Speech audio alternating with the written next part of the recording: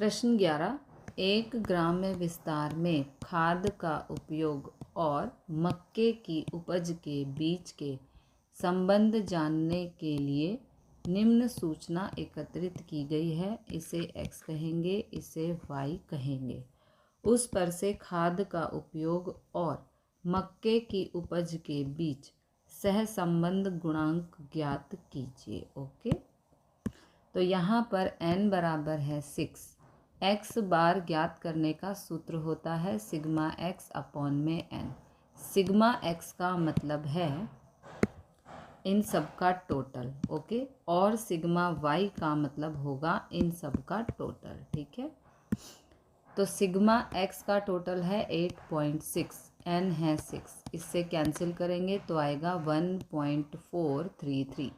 y बार ज्ञात करने का ये सूत्र है, सिग्मा y है 400, n है 6 से कैंसिल करेंगे तो आंसर आएगा 66.67। ओके, नाउ x बार और y बार अपूर्णांक में है, मतलब कि दोनों ही वैल्यूज़ पॉइंट में है। ठीक है, तो चल x की कीमत में दशांश के बाद एक अंक है।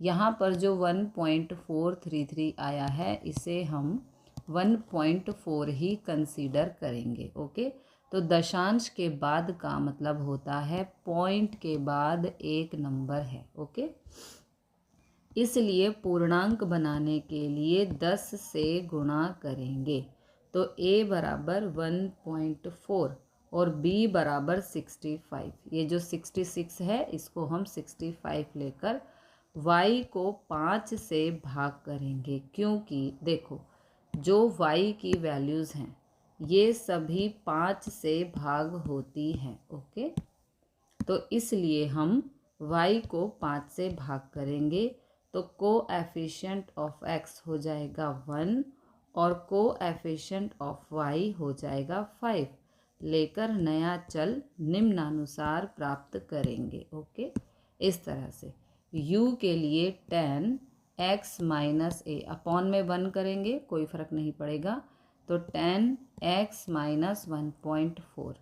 v के लिए y माइनस b अपॉन में 5, तो y माइनस b है 65 और कोएफिशिएंट ऑफ y यानी कि cy है यहाँ पर 5। ओके, तो अब इस तरह से टेबल बनानी है। खाद का उपयोग इसे हम x कहेंगे, प्रति हेक्टेयर मक्के की उपज इसे y कहेंगे, u फाइंड करने के लिए tan x है यहाँ पर 1.5 माइनस 1.4, 1.5 माइनस 1.4 करेंगे 0.1 आएगा, 10 से गुणा करेंगे तो 1 आएगा। इस तरह सभी वैल्यू फाइंड करके इसका प्लस करना है जो है 2।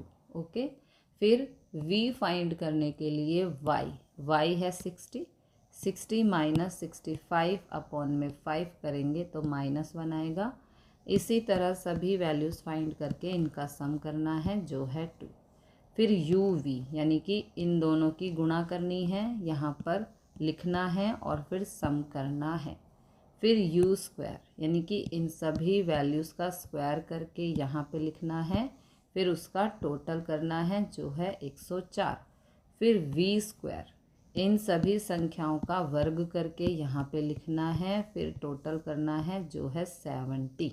ओके, अब क्योंकि x बार और y बार दोनों ही अपूर्णांक में हैं, इसलिए r फाइंड करने के लिए ये वाला सूत्र लगाएंगे, यहाँ पर वैल्यूज़ पुट करेंगे, फिर इसे सिंप्लीफाई करेंगे तो 6 गुणा 72 ये आएगा, 2 दूनी 4, 104 गुणा 6 और -4 करने पर ये आएगा, 70 गुणा 6 -4 करने पर ये आएगा, इन दोनों की गुणा करके ये आएगा, यहाँ माइनस होगी तो ये आएगा। ओके, अब इस संख्या का वर्गमूल ये आएगा, इन दोनों को भाग करेंगे तो r बराबर 0.84 आएगा।